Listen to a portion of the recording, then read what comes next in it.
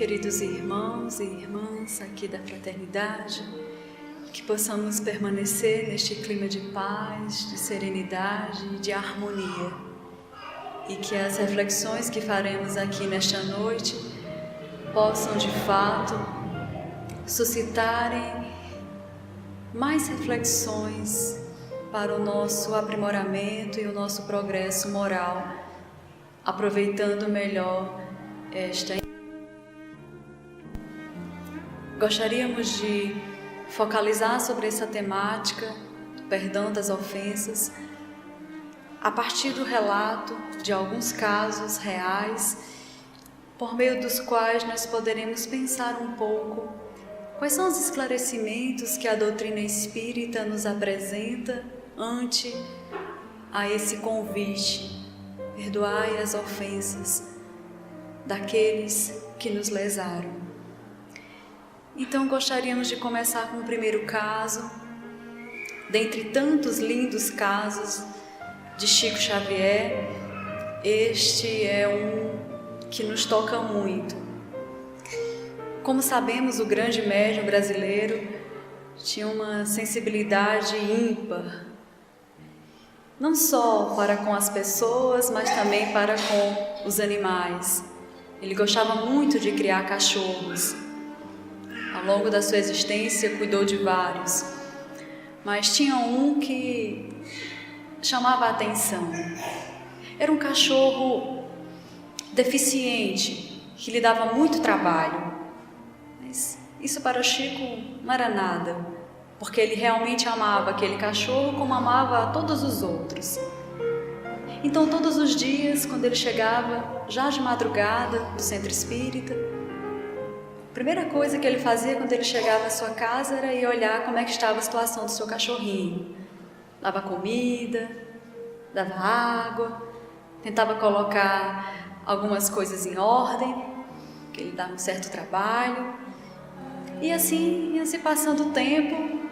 Todas as vezes que chegava da casa espírita, ele ia lá dar uma atenção para o seu cachorro.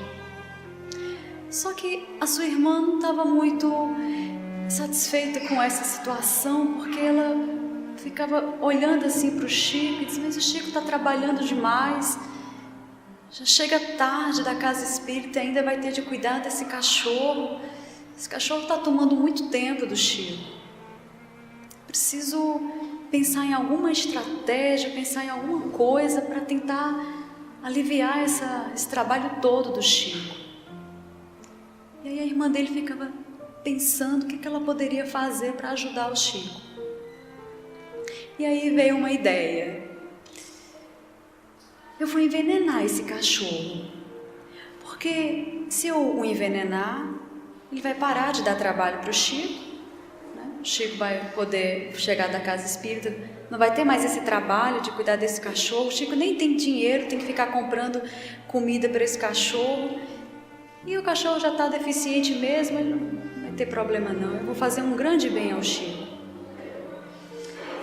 E eis que certa feita, quando o Chico estava voltando da casa espírita, como de costume, abriu a porta do quarto para ver como é que estava o seu cachorrinho, e aí ele percebeu que o cachorro já estava definhando assim, parecia que estava esperando o Chico chegar.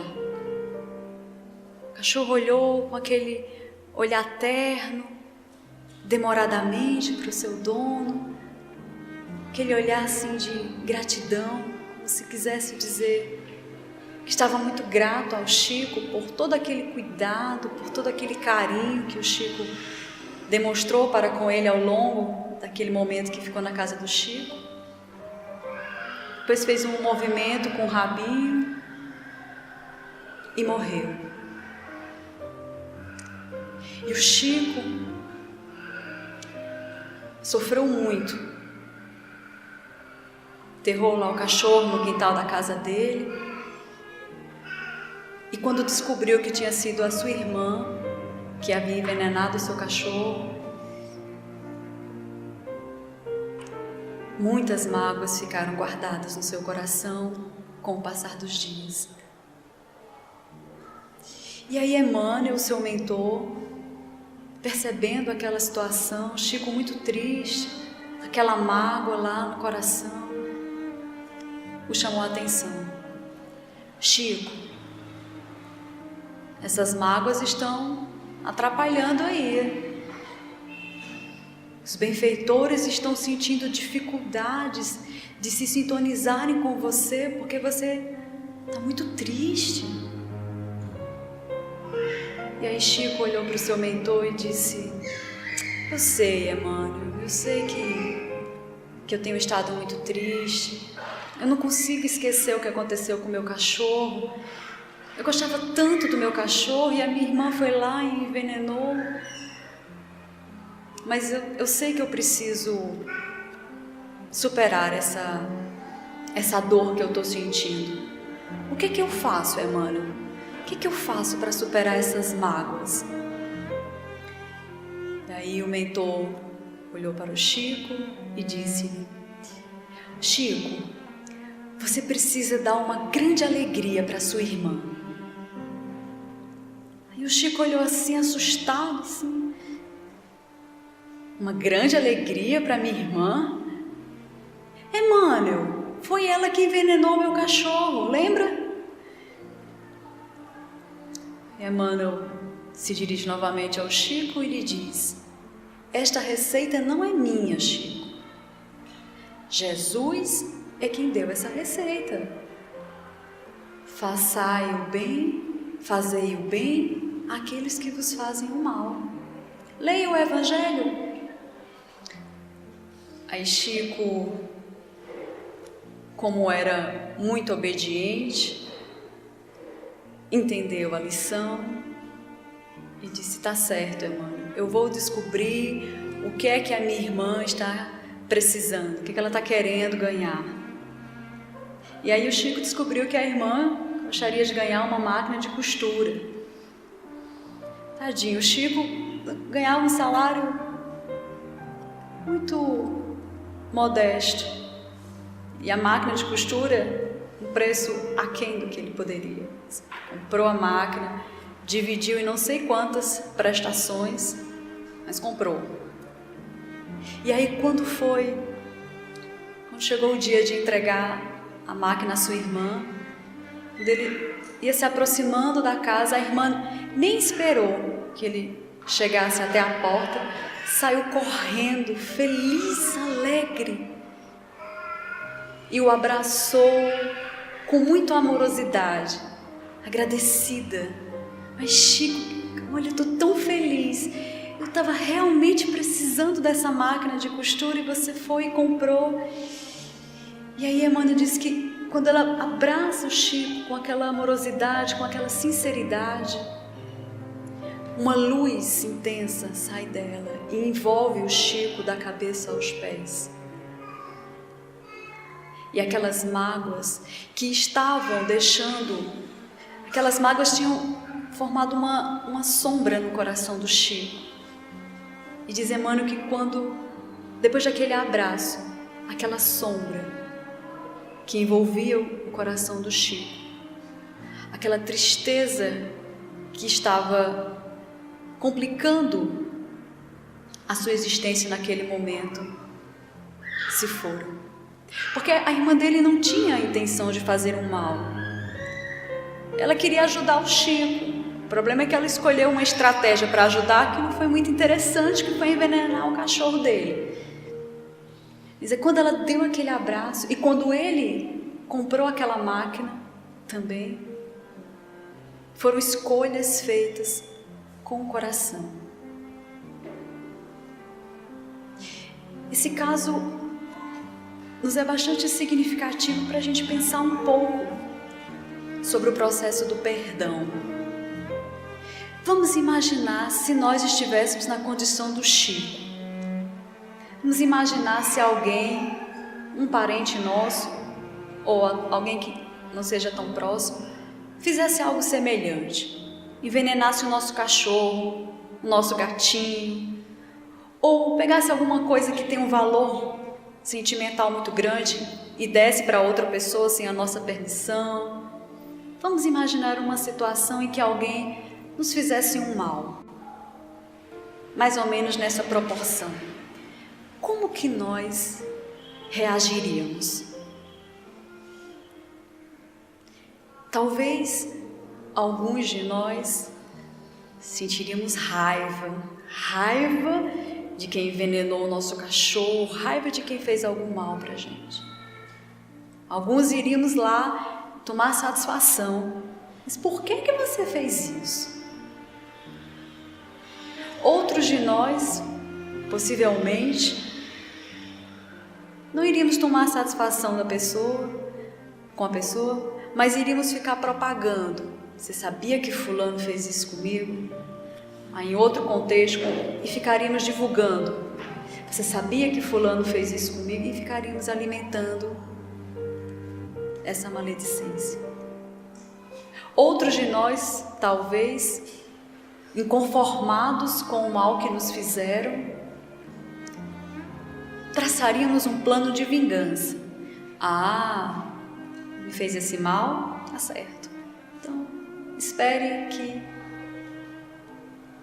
vai ter o troco, vai ter alguma coisa de retorno. O Chico não estava nessas faixas vibratórias. O Chico estava mais elevado. Mas, por ser humano, por estar encarnado aqui na Terra, um lugar de provas e expiações, guardou mágoas. Não sentiu raiva, não sentiu ódio, não pensou em se vingar da irmã, não ficou contando para todo mundo que a irmã havia envenenado o cachorro dele, mas guardou aquela mágoa.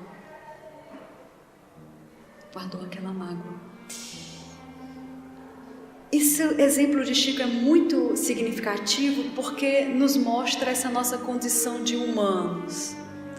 Se estamos aqui encarnados, todos nós estamos passíveis de, em algum momento, guardar mágoas, guardar ressentimentos, ou sentirmos raiva, ódio.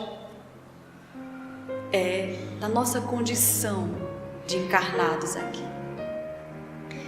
Entretanto, ainda que estejamos passíveis de guardar essas emoções, nós precisamos nos lembrar o que acontece do ponto de vista espiritual quando nós estamos com essa tristeza profunda, com esse sentimento, essa raiva ou essas mágoas. E Emmanuel é bastante claro nesse sentido. Olha, Chico, desde que você começou a sentir, guardar essas mágoas, tem uma sombra aqui no seu coração. Os benfeitores estão tentando entrar numa sintonia com você, mas como você está numa baixa vibração, eles estão sentindo dificuldades. Então, quando nós estamos com essas mágoas, com esses ressentimentos, nós ficamos uma sombra. Se a gente pudesse visualizar o nosso perispírito, possivelmente verificaríamos a sombra no nosso coração e uma dificuldade para nos conectar com os nossos benfeitores que nos acompanham. Estamos passíveis, sim, mas precisamos nos lembrar o que é que está acontecendo do ponto de vista espiritual. Quando estamos com a leveza no coração, quando conseguimos perdoar o nosso irmão, aquele que nos ofendeu, nós vamos atrair para perto de nós essas companhias mais elevadas, como aconteceu com o Chico, quando ele conseguiu se libertar daquelas mágoas que estavam no seu coração e ele voltou a ficar leve, e no seu coração já não tinha mais aquela sombra. Isso foi uma questão de escolha. Lembremos, Emmanuel falou: Chico, veja o que está acontecendo. E o Chico disse: eu não quero mais guardar essas mágoas.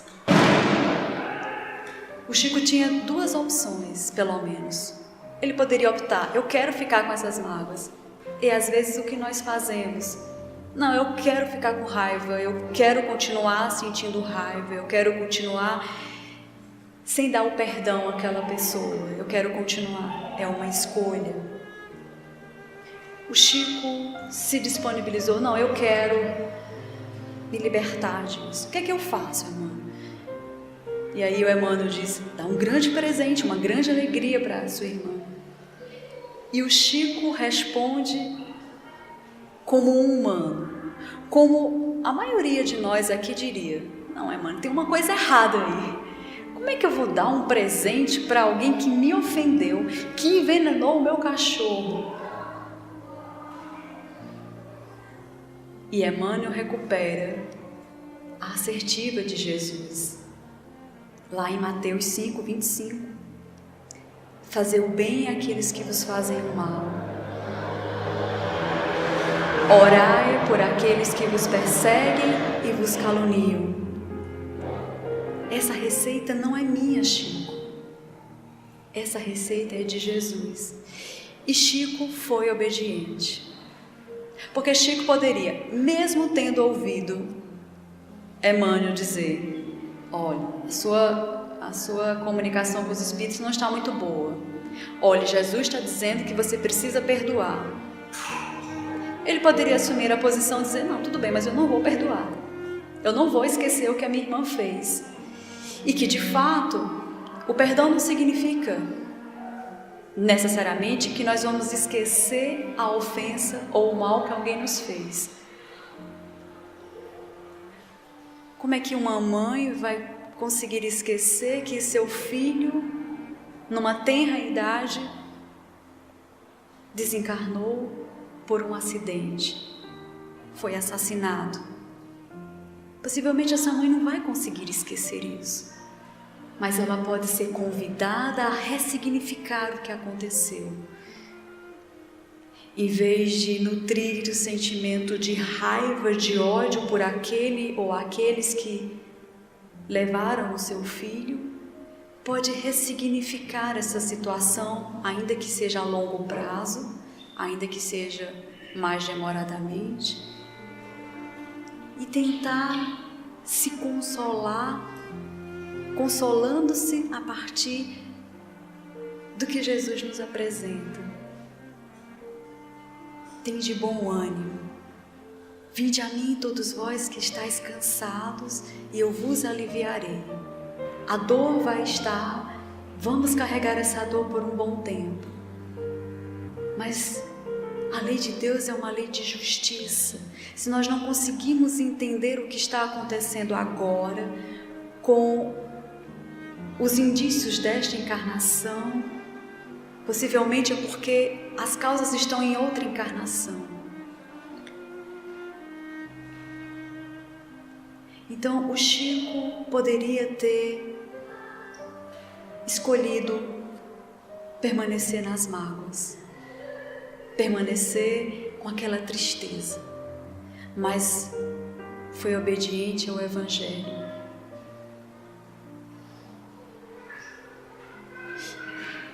E o mais bonito é o que aconteceu depois que ele foi obediente. Ele voltou ao seu equilíbrio, na plenitude. A leveza o envolveu e ele voltou aos seus trabalhos. Evidentemente que isso não vai acontecer da noite para o dia com todos nós. Assim, nós não estamos, talvez aqui estejamos pensando, não estamos no nível do Chico, estamos assim de rapidamente, depois de uns meses, perdoar aqueles que nos ofenderam, perdoar aquele que foi ingrato comigo, perdoar aquele que me traiu, que me lesou financeiramente, aquele que me caluniou, que inventou mentiras sobre mim. O perdão, como nos lembra Raul Teixeira, não acontece de repente. De repente eu comecei a perdoar. Da noite para o dia eu comecei a perdoar. O perdão é um processo. E o primeiro passo seria perguntarmos a nós mesmos, sinceramente: eu quero perdoar aquela pessoa que me lesou? Eu estou disposto, eu estou disposta a perdoar? Mesmo que eu vislumbre que esse perdão será a longo prazo. Mas é o primeiro passo, perguntarmos a nós mesmos se queremos isso. Porque nós temos o livre-arbítrio. Nós escolhemos ir pelo caminho 1 e pelo caminho 2, é uma questão de escolha. O que sabemos, o que a doutrina espírita nos garante, e quem perdoa sabe que quando nós perdoamos, nós nos sentimos mais leves. Quando nós conseguimos perdoar o nosso irmão, a nossa irmã, a vida flui melhor. Porque às vezes nós não percebemos o quanto de tempo, o quanto de energia que nós gastamos pensando no mal que o nosso irmão nos fez. Mas ele fez isso comigo, ele não poderia ter feito isso comigo, o meu irmão não poderia ter me tratado assim, a minha filha não poderia ter feito isso comigo. E a gente fica remoendo e vai perdendo tempo. E em vez de dizer sim, eu quero começar o processo do perdão, a gente se envolve no marasmo das mágoas, das reclamações e dos ressentimentos. Na leitura que fora lida, o auto-perdão, nós vimos a menção, o auto-perdão como um pré-requisito para perdoarmos o nosso irmão. Joana de Ângeles também nos faz essa assertiva, semelhante à que fora lida. Lá no livro Filho de Deus, 8º capítulo, Perdoa-te, psicografado por Divaldo. Ela vai nos dizer: reconhece os teus limites, reconheça que ainda estás em processo de transformação, de progresso moral. Reconheça e perdoa-te. Aqueles que conseguem perdoar a si mesmos, de uma forma geral, têm mais facilidades para perdoar o irmão, porque consegue se perceber como frágil, consegue se perceber como sujeito a falhar. Todos nós estamos sujeitos a errar e erramos. Então, se nós estamos sujeitos a errar e erramos, o nosso irmão também está. E da mesma forma que nós gostaríamos de que o nosso irmão, a quem lesamos, nos perdoasse, os irmãos que nos lesaram também esperam o nosso perdão, também aguardam o nosso perdão. Agora, se nós somos rígidos demais, como diz Paulo, apóstolo, na comunicação que está no 10º capítulo do Evangelho segundo o Espiritismo, no trecho, no item 15 que fora lido. Se nós somos rudes demais, rigorosos demais, inflexíveis com o outro, tenhamos cuidado, porque estamos nos esquecendo de que Deus diariamente é indulgente conosco, com as nossas inúmeras falhas. Então, se Deus é indulgente conosco, se nós queremos que Deus nos perdoe, nós precisamos perdoar os nossos irmãos e primeiro perdoar a nós mesmos. Às vezes nós somos duros demais conosco. Há casos em que nós não conseguimos esquecer os nossos equívocos, as nossas falhas, e ficamos num processo, num círculo vicioso.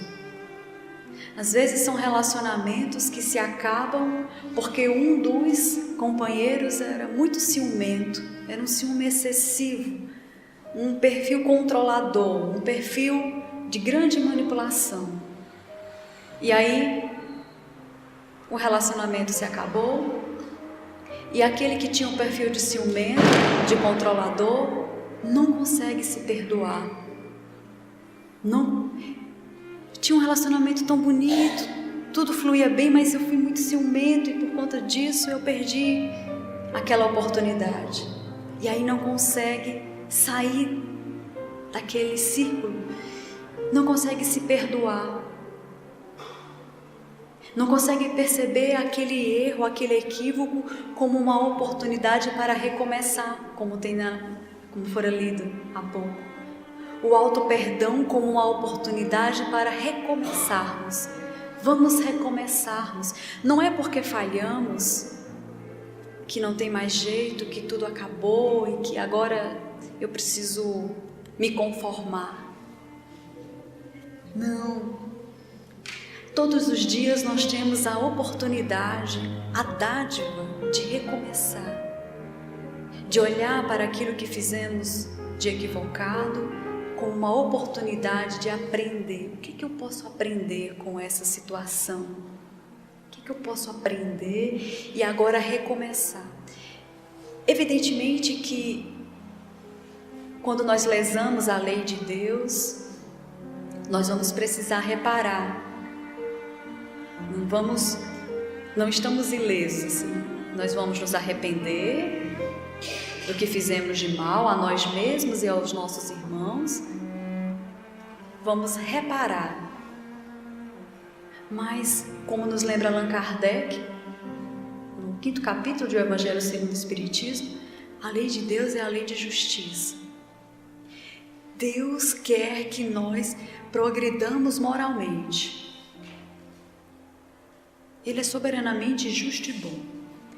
Então, se nós fizermos escolhas equivocadas, se cometermos erros, tudo isso vai gerar consequências.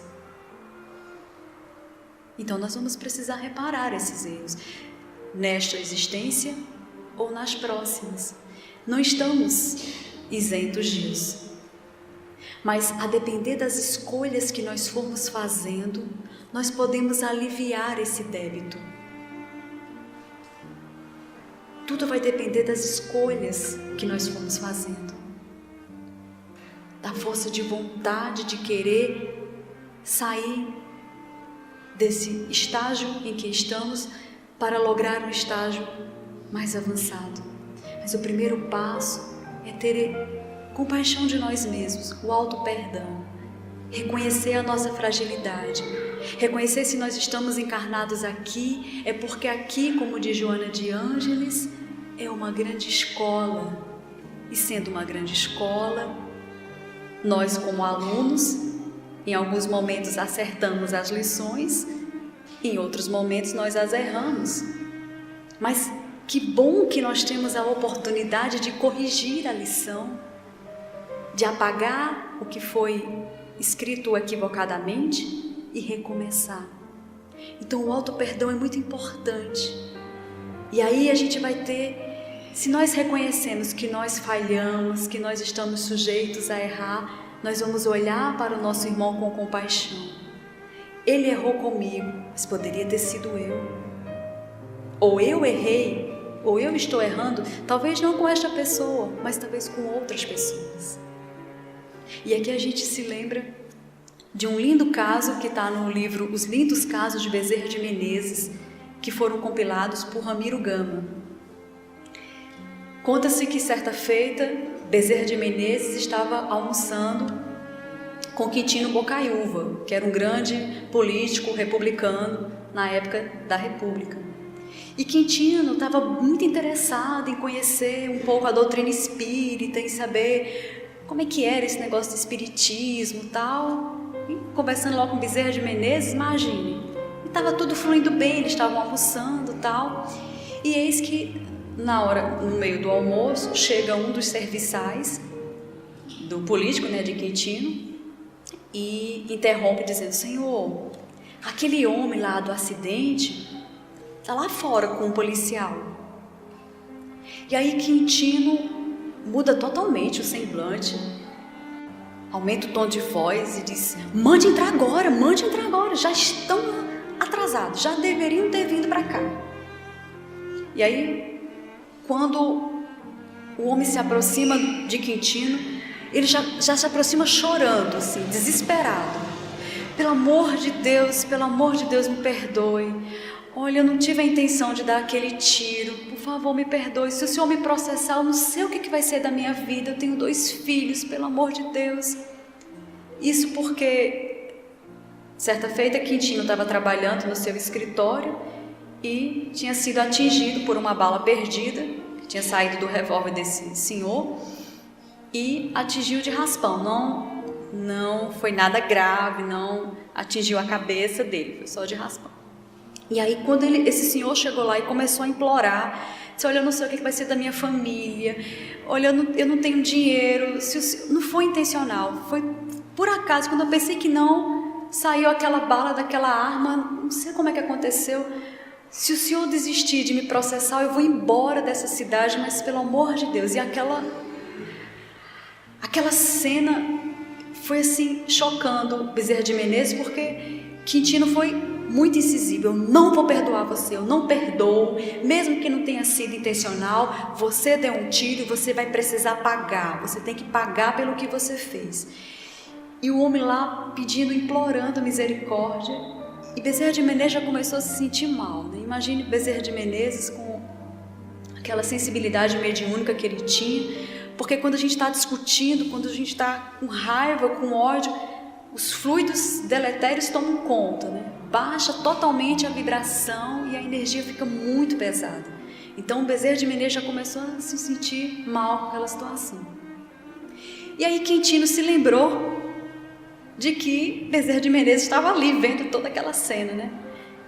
E aí se dirigiu para Bezerra e disse: não, Bezerra, não vou perdoar, não perdoo, definitivamente não perdoo. Ele deu um tiro e vai precisar pagar.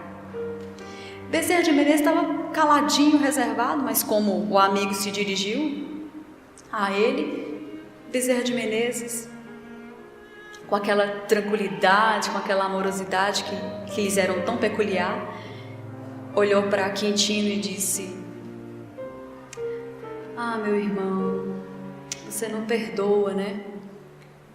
Aí Quintino percebeu que estava sendo reprovado, né? Bezerra de Menezes, né? Por essa assertiva. Aí Quintino disse assim: não vou perdoar, não. Vai dizer que eu não estou certo. Eu estou com a razão, Bezerra. Eu quase fui atingido por uma bala perdida. Eu poderia estar aqui no hospital, não sei o quê. Bezerra de Menezes, com muita humildade, olhou para o seu amigo e disse-lhe apenas uma assertiva: meu irmão, você tem plenamente o direito de não perdoar, contanto que você não erre. Pronto. Bezerra de Menezes só disse isso para o seu amigo, mas, disse Ramiro, essa assertiva caiu como se fosse um raio no coração de Quintino. Assim, foi assim, certeira. Você tem plenamente o direito de não perdoar, contanto que você não erre. E aí, quando aquelas palavras caíram no coração de Quintino, uma flecha, ele entendeu. Olhou para aquele senhor que estava lá em lágrimas, desesperado, sem saber o que queria fazer se fosse preso, e disse-lhe: pode ir embora. Olhou para o policial e disse: tudo bem, esqueça esse caso. Então, Bezerra de Menezes vai no ponto, como estávamos dizendo anteriormente. Quem somos nós para não perdoar o nosso irmão? Quantos de nós gostaríamos de que alguém nos perdoasse ou algumas pessoas nos perdoassem? Esse exercício de se colocar no lugar do outro, de ter compaixão do outro, daquele que nos ofendeu, assim como nós gostaríamos de que aquelas pessoas a quem lesamos também tivessem compaixão de nós. Mas com esses casos, nós queremos reforçar que o perdão é uma escolha que nós fazemos, que traçamos como uma meta. Da mesma forma que nós traçamos metas para o plano material, aqueles que precisam diminuir as taxas de colesterol, de glicose, de triglicerídeos, precisam traçar metas e cumpri-las direitinho. Quem quer passar no concurso, traça lá as metas. Quem quer progredir moralmente, precisa traçar as metas. Se nós queremos de fato voltarmos para o plano espiritual, para a nossa casa verdadeira, para o nosso lar verdadeiro, melhores do que chegamos aqui, cabe-nos fazer um programa. O que eu preciso fazer para conseguir melhorar do ponto de vista da minha dimensão espiritual? E se a gente pensar no perdão, se a gente for pensar agora naquelas pessoas ou em uma pessoa que nos magoou, é um pai, é uma mãe, é um filho, é uma filha, é um vizinho, é um amigo, é alguém do trabalho, não sabemos. Pensemos naquela pessoa que nos fez algum mal, que pode ter sido um mal de baixa intensidade ou até um mal de maior intensidade. E aí a gente volta para aquela pergunta que mencionamos no início. Eu quero perdoar essa pessoa? Porque se eu quero perdoar essa pessoa, então eu vou começar a traçar metas. Mas essa pessoa me fez muito mal, eu não consigo nem olhar para a cara dessa pessoa. Mas você quer perdoar? Nós queremos perdoar essa pessoa? Queremos perdoá-la. Então como é que a gente faz? Vamos seguir uma orientação dada por Jesus. Vamos começar orando por esta pessoa. Porque a oração vai ser aquela coisa reservada. Estou dirigindo-me a Jesus, pedindo forças para começar a conseguir liberar as mágoas que eu estou guardando, ou a raiva que eu estou sentindo. E a gente, quando começa a orar com o coração, com a disposição para de fato conseguir chegar à meta, que é o perdão, que é mais lá na frente conseguir cumprimentar a pessoa que nos fez mal. Mas para a gente chegar a esse nível, se está difícil, vamos começar pela oração. Orar por aquela pessoa. Pedir a Deus forças para não revidar, para não ficar alimentando o mal. Pedir forças para conseguir perdoar, para conseguir continuar a caminhada mais leves. Voltarmos ao plano espiritual mais leves, sem essa pendência. Porque se nós não perdoarmos, que é uma escolha, os espíritos respeitam as nossas escolhas, mas estão torcendo para que façamos as melhores escolhas. Então, se a gente escolhe não perdoar, a gente vai levar isso para o outro plano, porque não é porque a gente vai desencarnar que seremos outras pessoas no plano espiritual. Nós vamos desencarnar e vamos levar tudo conosco. as conquistas e os débitos. Por isso que Jesus nos diz lá em Mateus 5:45, reconcilia-te com o teu adversário o quanto antes. Se estiver difícil, comece pela oração. Quando nós oramos com o coração, nós atraímos para perto de nós os espíritos elevados que estão vibrando para que nós consigamos superar essas mágoas, esses ressentimentos. E aí quando nós começamos a orar com o coração, tudo vai fluindo, no seu tempo, mas vai fluindo. Porque nós não podemos nos esquecer, enquanto espíritas que somos, ou espíritas que queremos ser de fato, do que os espíritos disseram a Allan Kardec. Allan Kardec, na questão 465 do Livro dos Espíritos, pergunta: os espíritos nos influenciam? E aí os espíritos respondem: muito mais do que imaginais. Frequentemente eles vos dirigem. Não nos esqueçamos disso.